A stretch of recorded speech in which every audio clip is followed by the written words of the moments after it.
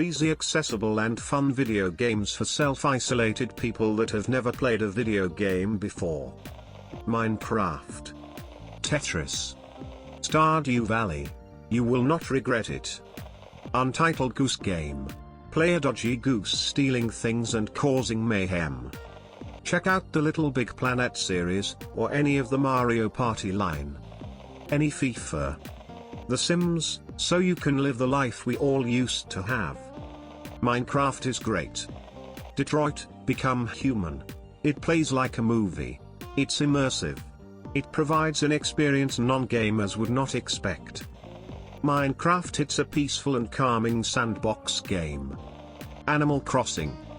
Minecraft. It will teach you basic game mechanics and ideas that will help you understand other games easier. Animal Crossing New Horizons is a great way to pass the time, and is easy for newcomers to learn. Animal Crossing New Horizons, Minecraft, any Lego game, and Super Mario Odyssey. All of these games are extremely fun and quite easy. Sims. You can now socialize, virtually. The Sims. You don't need to buy any of the expansions if you don't want to. Plenty to do in the base game. Animal Crossing. Animal Crossing. A good non-competitive game with no stress whatsoever, like Animal Crossing. Minecraft, you can do anything. And it plays on anything. Minecraft. It is fun for any audience and is practically infinite. Rocket League, Portal and Portal 2, GTA, all of them, Raft. Astroneer, Minecraft, Terraria, Animal Crossing. Dark Souls 3. Trust me. You will definitely enjoy, especially if you're a new gamer. Stardew Valley or Animal Crossing. A lot of the games mentioned here are good meme games and puzzle games, but I feel if they are being introduced to someone that has never played a video game before, they might be a bit daunting or at least confusing as to why should I do this? Or a difficult puzzle might make them ignore it. My favorites are Animal Crossing, The Sims, Pokemon and Planet Coaster Smile. Honestly, Minecraft, it isn't terribly difficult to get into it. You could watch a couple small tutorial videos and bam. Well, if you have access to a Switch, or any other console that can play Animal Crossing, play that. Animal Crossing is a really relaxed and fun game that can basically appeal to anybody. It's a nice distraction, and it's a ton of fun. Minecraft, it has many aspects of games that people like, and it can be great to get people used to the controls. Another good one would be Undertale, as it is fairly intuitive and only requires very few buttons to work. It also shows that people who play video games aren't always violent, as it is a game where you get to decide who lives and who dies. Heck, even the IO games are good starting points. Minecraft, a great way to start out with gaming. Very basic controls and lots of ways to make yourself feel creative and productive. Plus most everyone who games has Minecraft, so it's insanely easy to find groups who play. Untitled Goose Game / Surgeon Simulator / Human Fall Flat, hilarious games that are purely fun because everyone fails at them until you decide to take on the challenge. The Power Toy. It's not as much a game as a sandbox simulator. You can play with elements, upload your saves, look at other people's saves. I've made nuclear reactors, distillation columns, etc. https://powdertoy.co.uk, https://powdertoy.co.uk/. Minecraft. It's the perfect game to start out with and will get you countless hours of fun. Terraria is a great option too. It may seem like 2D Minecraft, but it's so much more. I don't suggest games like League of Legends, Rainbow Six Siege or Dark Souls. Basically any game that looks really fun but has a really steep learning curve. You may feel like taking on the challenge, but you are way better off starting at the beginning. Overall, any game that learns you some universal gaming skills seems like a good option to me. Flash games. Also, quick PSA: the Adobe Flash Player will not work after 2020, meaning we only have the rest of this year to enjoy them. If you or a loved one has a flash game they love, I would advise revisiting them before the year is over. Minecraft, I'll just leave this here. The untitled goose game, basically you play as a goose and you mess up people's lives. It's a fun starter game. Journey. If I had to pick a game to force someone who doesn't play games to play, it would be Journey. It's intuitive, beautiful, charming, short, and super emotionally impactful. It is a perfect game to prove that games are art, especially for those who have not played games before. Slime Rancher equals greater than you are a rancher on an alien planet with a special vacuum pack that you use to capture slimes to raise as farm livestock to harvest their plots. Think I spelled that right, for money. Also Stardew Valley equals greater than simple and easy farming simulator.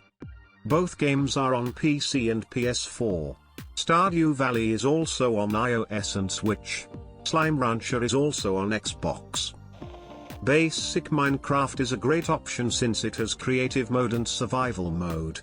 You can relax and just play the game with no monsters, and focus on exploration/crafting/building. And when you get more comfortable, turn on mobs and have fun getting used to fighting. Runescape is also quite fun and slower paced compared to most MMOs.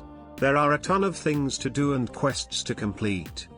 And one more would be Risk of Rain 2. It's fast-paced and can be done solo. Has replayability, and if you can get to endgame it's crazy.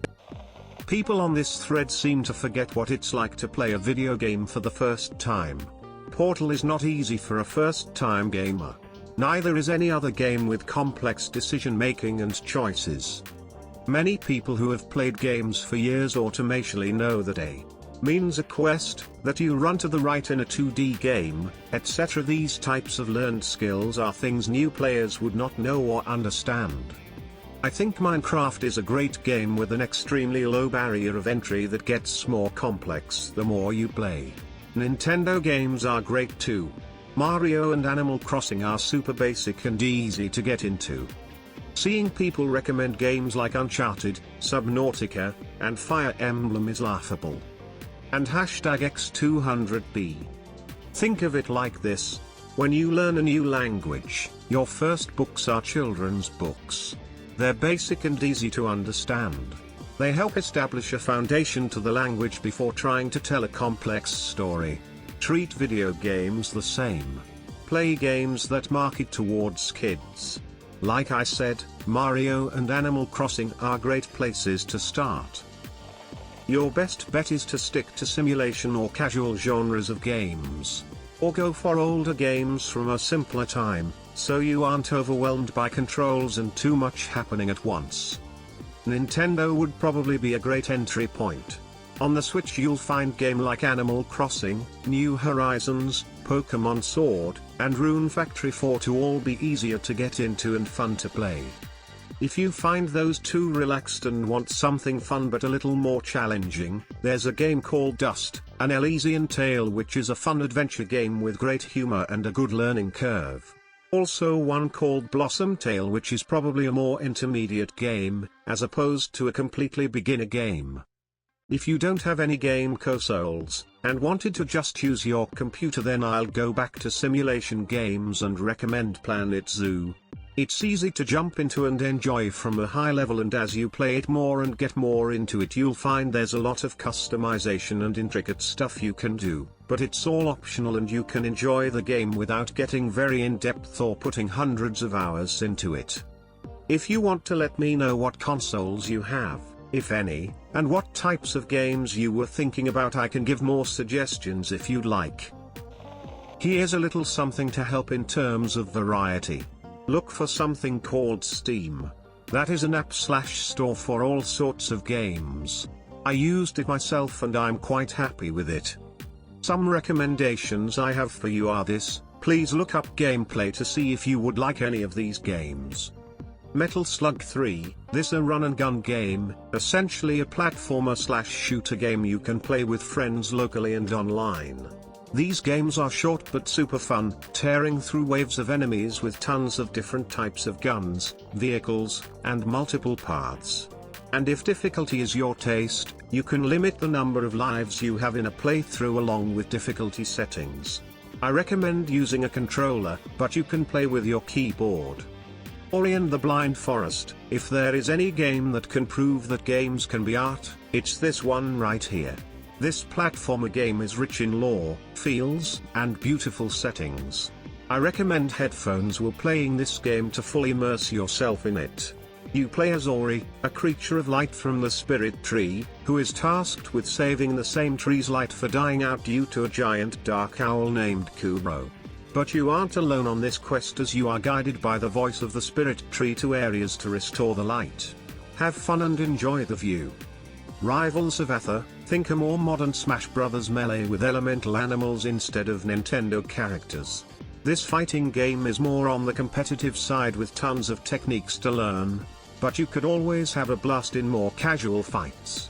The roster is small but handled with love, from the fiery Zetterburn with his easy to pick up moves and explosive burn effects to the more complex characters like Rano with his ability to encase opponents in bubbles and poison them over time.